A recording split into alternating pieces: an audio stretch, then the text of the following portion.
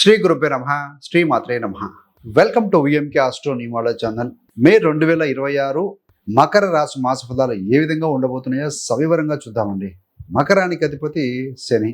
So అష్టమ శని, అర్ధాష్టమ శని, ఏలినాటి శని ఇవేమీ మీకు లేవండి. ఏళ్ల తరబడి మీరు కష్టపడి ప్లాన్ చేసుకున్న ఒక పెద్ద లక్ష్యం అనేది మీకు ఉంది.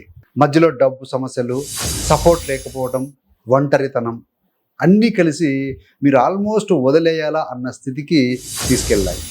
ఇప్పుడు నేను మీకు చెబుతున్నది ఏంటయ్యానంటే, ఇది ఓటమి కాలం కాదండి.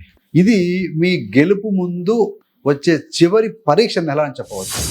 మే నెలలో గ్రహాలు స్పష్టంగా చెబుతున్నాయి, ఇంతవరకు మీరు వేసిన మొత్తం పునాది మీద ఇప్పటి నుండి ఫలితాలు అనేది ఒక పేర్చుకుంటూ ఒక స్టెప్ బై స్టెప్ ఒక బిల్డింగ్ కట్టడం లాంటిది మొదలవుతుంది. ఫ్రెండ్స్, ఈ వీడియోలో ఏంటంటే మే నెల మీకోసం ఏం ప్లాన్ చేసిందో, ఉద్యోగం, బిజినెస్, ఆర్థికం అంటే డబ్బులు, విదేశీ ప్రయాణం, వివాహ జీవితం, పిల్లలు, కేసులు, లోన్లు, ఇలా అన్ని ప్రతి కోణంలో కూడా సింపుల్గా, క్లియర్గా మరియు చివరిలో ఒక శక్తివంతమైనటువంటి ఒక రెమెడీ పరిహారంతో ఇవన్నీ కలిసి మనం చర్చించుకుందామండి.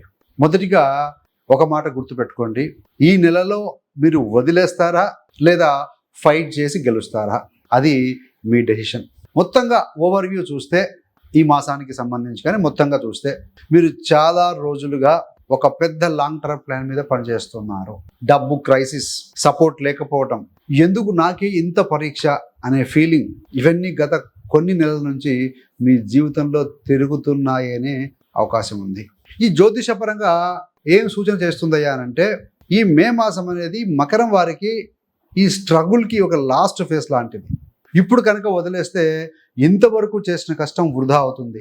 కాబట్టి ఇంకా ఒక నెల పట్టుదలగా నిలబడి ఉంటే మీకు కావాల్సిన డోర్లు ఒక్కొక్కటిగా ఓపెన్ అవ్వటం మొదలవుతుందండి. కాబట్టి ఒక రాడ్ని 100 సార్లు కొడితే కట్ అవుతుంది అన్నప్పుడు 90-95 సార్లు కొట్టేసి వదిలేస్తే సో ఆ ఎఫర్ట్స్ అంతా వేస్ట్ అవుతాయి. కాబట్టి కొంత ఓపికగా ఉండండి. ఉద్యోగం గురించి చూద్దాం. ఇప్పుడు ఉద్యోగము, కెరీర్ మరియు బిజినెస్ గురించి కనుక మాట్లాడితే, సో మే 15 వరకు కూడా ఒక సువర్ణ అవకాశం అని చెప్పాలి. సో మే 15 వరకు మీ కెరీర్ అంటే వృత్తికి సంబంధించిన గ్రహం శుక్రుడు 5వ స్థానంలో కూర్చొని కేంద్ర త్రికోణ రాజయోగం ఇస్తాడు. ఈ కాలంలో మీకు ఎందుకు ఈ పీరియడ్ ఒక గొప్పది అని అంటే, కొత్త ఉద్యోగం పట్టుకోవాలని చూస్తున్న వారికి ఇట్స్ బెస్ట్ టైం అని చెప్పవచ్చు. కొత్త బిజినెస్ కానీ, కొత్త స్టార్టప్, ఏదైనా సర్వీస్ ప్రారంభించాలని ప్లాన్ చేస్తున్న వారికి కూడా ఇది ఒక మంచి కాలం అని చెప్పొచ్చు అండి. ఇంతేకాకుండా ఫ్రీలాన్సర్స్, క్రియేటివ్ ఫీల్డ్లో ఉన్నవారు తమ యొక్క పనిని ప్రపంచానికి చూపించడానికి, ఏదైనా వీడియోలు, ప్రాజెక్టులు లాంచ్ చేయడానికి కూడా ఇది సరైన సమయంగా చెప్పబడుతుంది. ఈ సమయంలో మీరు తప్పక చేయాల్సింది ఏంటంటే, మీ టాలెంట్ దాచుకోవద్దు.